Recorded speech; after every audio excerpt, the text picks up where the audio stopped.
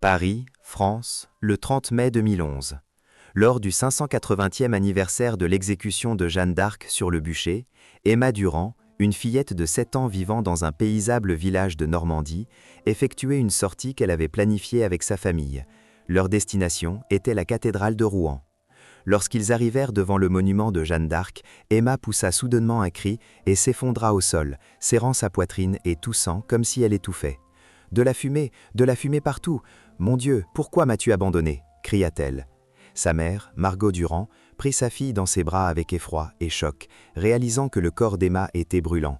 Mais ce qui était vraiment choquant, c'était la langue que cette douce petite fille utilisait en criant, du français médiéval, une langue qu'elle n'avait jamais apprise.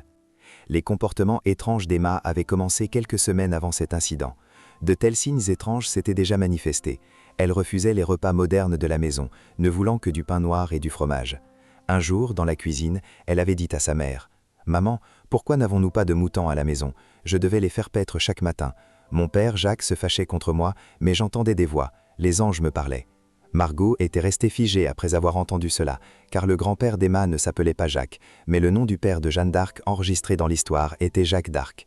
Quelques jours plus tard, alors qu'Emma regardait une série historique spéciale, elle cria immédiatement « Faux! Je n'ai jamais été comme une princesse aux longs cheveux et belle. Contrairement à ces représentations, j'avais les cheveux courts et je m'habillais exactement comme un homme. Me montrer belle est un mensonge. » Se réveillant au milieu de la nuit et commençant à marcher seule dans le salon, sa mère l'observait silencieusement. Emma, comme une reine, levant la main droite comme si elle donnait des ordres à une armée, cria « N'ayez pas peur, mes soldats, Dieu est avec nous, nous ne reculerons jamais sur le champ de bataille. » Puis soudain, fondant en larmes « Mais je n'avais que 19 ans là-bas, pourquoi m'ont-ils brûlé? J'ai seulement fait mon devoir. » gémit-elle. Ces mots déchirèrent le cœur de Margot, car elle savait que dans l'histoire, Jeanne d'Arc avait effectivement été exécutée à 19 ans. Le 15 juin 2011, sur les conseils de psychologues et d'experts en la matière, la famille emmena Emma à la cathédrale de Reims. C'était l'endroit où Charles VII avait été couronné roi de France sous la guidance de Jeanne d'Arc. Dès qu'Emma entra par la porte de la cathédrale, elle se mit à courir, et cette course sincère et passionnée, observée avec étonnement par les autres touristes et le guide, l'amena exactement à l'endroit où la cérémonie de couronnement royal avait eu lieu en 1429, déclarant « C'est ici, mon roi Charles s'est agenouillé ici, je me tenais à ses côtés avec mon étendard. L'étendard était blanc, et sur ce drapeau se trouvaient des images de Jésus et des anges. » Les historiens retenirent leur souffle face à cette situation, car l'étendard décrit par Emma correspondait avec une ressemblance presque incroyable à l'étendard blanc mentionné dans les archives historiques. Mais le moment le plus troublant et vraiment choquant vu de l'extérieur fut celui-ci. Emma marcha vers un passage étroit sur le côté de la cathédrale et se pencha vers le sol de pierre. Après la cérémonie, j'ai appuyé mon étendard ici. J'étais très fatiguée. Mes pieds saignaient car mon armure était lourde et n'avait pas été faite pour une femme. C'est précisément à ce moment que le sang des soldats ennemis avait éclaboussé mon armure, dit-elle. Lorsque l'équipe de restauration de la cathédrale examina les archives, elle trouva dans un document du XVe siècle la note suivante. Après la cérémonie, la pucelle Jeanne avait appuyé son étendard contre le mur nord de la cathédrale, incapable même de tenir debout à cause des blessures causées par son armure. Cette information n'existait dans aucun manuel scolaire, elle était seulement conservée dans un dossier poussiéreux des archives du Vatican. Emma se tourna soudainement vers le guide. Après la cérémonie, ils m'ont donné une bague. Elle était en argent, et le nom de Jésus y était gravé. Mais je ne l'ai jamais portée, car j'étais une guerrière. Les choses ornementales n'étaient pas pour moi, dit-elle. Lorsque les historiens recherchèrent ce détail, ils trouvèrent effectivement des registres de tribunal mentionnant une bague donnée à Jeanne. En août 2011, lors d'une visite au château de Chinon avec sa famille, Emma révéla de tels détails importants que même le guide et les historiens experts ne connaissaient pas. Quand j'ai vu le roi pour la première fois, il s'était caché dans la foule. Mais les anges, Dieu merci, me l'ont montré. J'ai marché vers lui et j'ai dit « Noble dauphin, mon nom est Jeanne. Dieu m'a envoyé pour vous faire roi. » Charles avait un petit grain de beauté sur la joue, du côté gauche, et il était très timide, dit-elle. Le professeur d'histoire, Dr Laurent Moreau, fut choqué en entendant cette déclaration, car sur les portraits célèbres réalisés par les grands artistes de l'époque, on voyait effectivement un petit grain de beauté sur la joue gauche de Charles VII.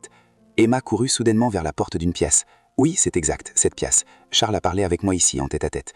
Il m'avait dit un secret, une prière que personne ne connaissait. Si je venais vraiment de Dieu, je ne pouvais pas le savoir, mais je le savais. Il m'a dit qu'il doutait d'être le légitime héritier du trône de France, dit-elle. Lorsque le conservateur du musée, Laurent Moreau commença à rechercher ces détails importants mentionnés par Emma. Il découvrit que dans les archives historiques, il était effectivement écrit que lors de l'entretien privé de Jeanne avec Charles, le roi avait exprimé ses doutes concernant sa légitimité, et qu'elle connaissait une prière que le roi n'avait dite qu'à Dieu. Mais le contenu de la prière n'avait jamais été révélé. Ce soir-là, à la maison, Emma murmura une prière en latin qu'elle n'avait jamais apprise.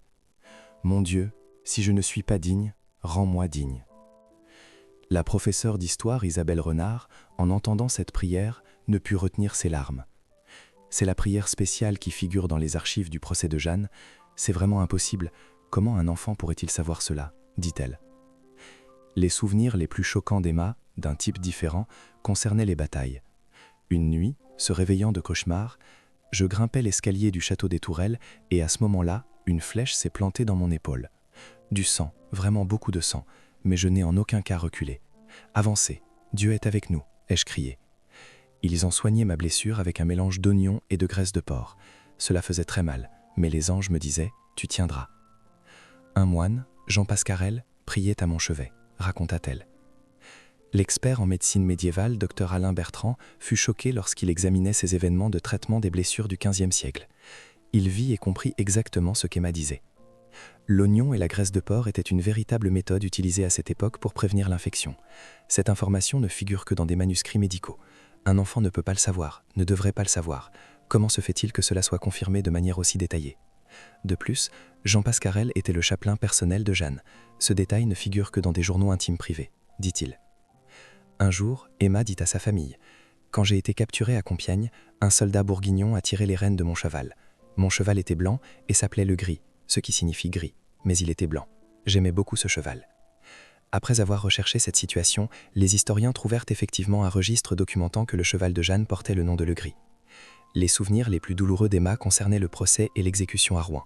Un jour, en regardant un documentaire historique, « Pierre Cochon, il m'a trahi. Dieu ne lui pardonnera pas. Il me posait constamment des questions pièges. Dieu déteste-t-il les Anglais ? Demandait-il. J'ai répondu, je ne sais pas si Dieu aime ou non les Anglais, mais je sais qu'ils doivent quitter la France, cria-t-elle. L'évêque Pierre Cochon était celui qui avait condamné Jeanne. Emma, les larmes coulant de ses yeux, il me disait, ce n'est pas la voix de Dieu, c'est le diable qui te trompe. Mais je savais qu'une telle situation allait se produire, les anges étaient réels. Saint Michel, Sainte Catherine, Sainte Marguerite, ils étaient tous avec moi. J'ai entendu les anges pour la première fois à 13 ans, dans le jardin de mon père. À midi, le soleil brillait fort, et soudain, tout s'est arrêté, même les oiseaux se sont tus. Je sentais que mes liens étaient très serrés. Je voulais regarder vers la croix de Jésus, mais la fumée brûlait mes yeux. Dans mon dernier souffle, j'ai crié « Jésus !» et environ 10 000 personnes au total me regardaient, dit-elle. Les archives historiques confirmaient que les derniers mots de Jeanne étaient effectivement « Jésus » et qu'environ 10 000 personnes s'étaient rassemblées sur la place de l'exécution. En octobre 2011, Emma, en visitant le palais de justice de Rouen, toucha un mur de l'ancienne salle d'audience. J'avais caché quelque chose ici. Une lettre que j'avais écrite pour ma mère.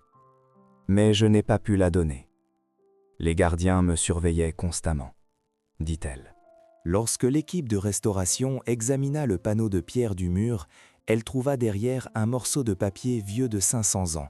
Dessus, en lettres de vieux français à peine visibles, était écrit « Mère, je t'aime.